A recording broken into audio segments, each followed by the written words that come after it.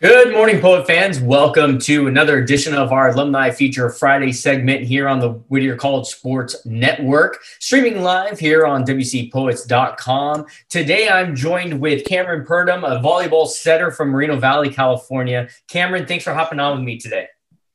Yes, of course. Thank you for having me. Well, first question, how has quarantine been for you? Are you in touch with some of your former teammates? Yeah, well, quarantine has been, roller coaster, up and downs and everything because of just all that entails with it and all that. But I have been in touch with a lot of my teammates.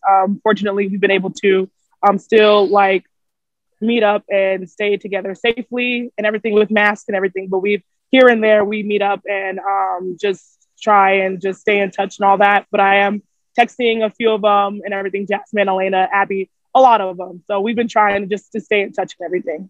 Okay. Now, are you missing volleyball or are you getting out there to play with some other teams or groups? Right. Well, volleyball, you can't really stop playing volleyball. Like once it's a part of who you are, it's everything. So I'm in New York right now, actually. And then I also play on their club team out here for Columbia University. So there's a sand court at one of the parks nearby. So we play sand volleyball when we can. Good. No, so you're definitely staying active and still playing volleyball. It's great to hear. Yes. You took part in your final season of volleyball in 2018 because you were part of that 3-2 engineering program that Whittier has, which is a huge program that a lot of people like to take part in. But if you're a student athlete, it takes away one of those 4 years that you got to play here at Whittier. But take me through what you've been doing since you've left Whittier College. Right. So as a part of the 3-2 engineering program, I transferred out to Columbia in 2019 and everything. So since then, I've been studying chemical engineering and minoring in earth and environmental engineering. And actually, this week is commencement week, so graduate tomorrow. So that's what I've been doing the past 2 years, just finishing my second degree at Columbia. And then once this commencement ends, I'll be able to graduate from Whittier this May. Okay, great. And then what's the plan? Are you going to be coming back home?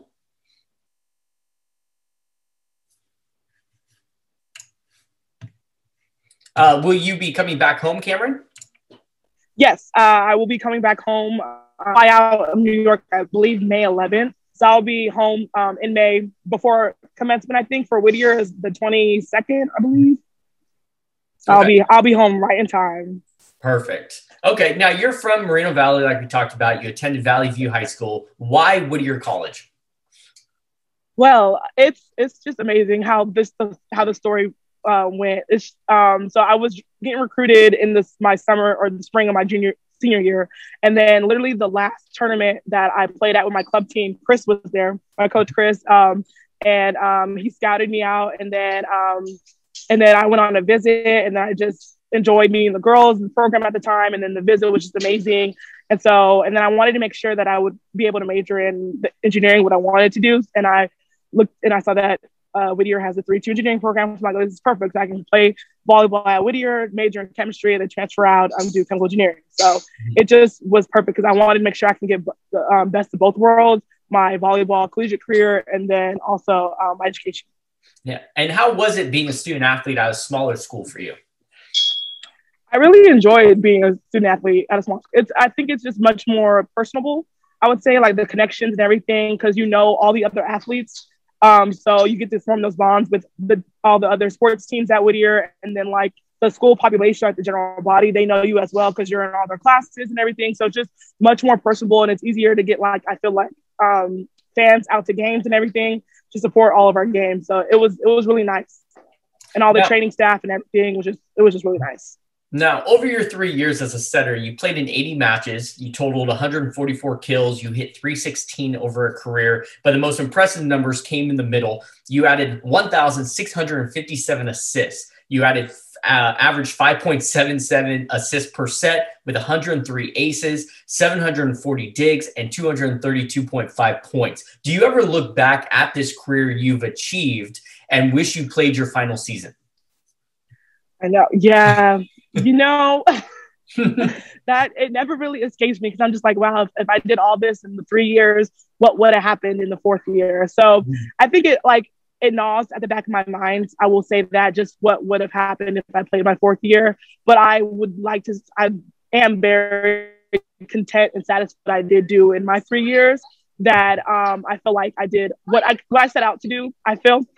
But it would have been nice if I could have stayed in a perfect world, if I could have stayed and finished out that final season, because I feel like there's still a couple things that I didn't get a chance to achieve and everything that when I was at Whittier. So I felt like that 4th year would have done it. But then again, of course, everything else would have been delayed. Yeah. But yeah, I am very happy with all that I did accomplish at Whittier in the 3 years. Of course. Now, in the Whittier College record books, you sit at number 9 and number 10 in single season assists with 687 back in 2017 and 649 in 2018. Then in single season service aces, you're tied for number 8 with 43.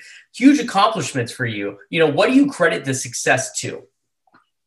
Just dedication, and also coaches, just them being there, and then making sure that we apply ourselves, that we know how well we can play, and then just grinding, and then just because I like how I am as an athlete, I was like, I want to be the best, because you want to win and everything. So just wanting to be the best, do all we can to be the best. That's how I credit just all those achievements. And I'm so happy that I am sitting at those numbers in the record book. It's amazing.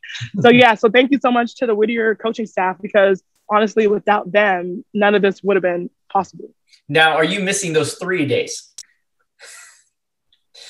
The 3 days?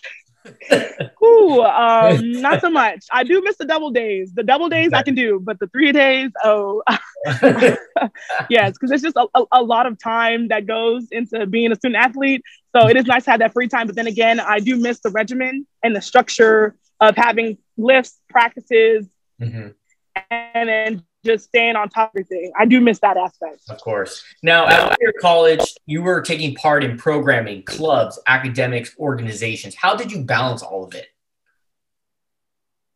A lot of time management. I had I had to put all my tasks and assignments, and then just practices in a calendar.